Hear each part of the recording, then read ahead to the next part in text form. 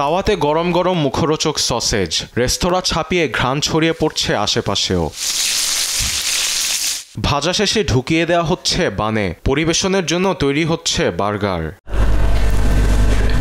এমন ব্যস্ততা রিটার্সবার্গ শহরের পাশাপাশি বলতে গেলেই জার্মানি জুড়েই। আসছে 23 ফেব্রুয়ারি আসন্ন জাতীয় নির্বাচন সামনে রেখেই এই ব্যস্ততা। নির্বাচনে অংশ নেওয়া দলগুলোর প্রতীকী রঙের ছোঁয়া লেগেছে এই খাবারে। রাজনৈতিক দলগুলোর প্রতীকী রঙে আমরা সসেজ তৈরি করছি। কালো সসেজ সিডিইউ, নীল এএফডি, লাল এসপিডি, পিঙ্ক বামপন্থী সহ আরও অনেকে। সসেজের প্রতি যুগ যুগ ধরে বাড়তি ঝোঁক জার্মানিদের, আর তা যদি হয় কোনো উৎসব, খেলা বা নির্বাচন, তাহলে কথাই নেই, ধুম পড়ে যায় দোকানে দোকানে। তখন সসেজের আকৃতি আর রঙেও আসে বৈচিত্র্য। কোনো সসেজ মুরগি, আবার কোনোটিতে খরগোশ, খাসি, গরু, আবার টার্কির মাংস। স্বাদের কথা মাথায় রেখে যোগ হচ্ছে নানান উপকরণ। জরিপে যে দল এগিয়ে, আমরা সেই দলের সসেজের আকৃতিও বড় রেখেছি।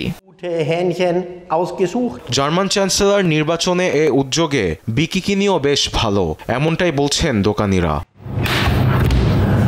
আরবিদ আফসার, নিউজ ডেস্ক, দেশ টিভি।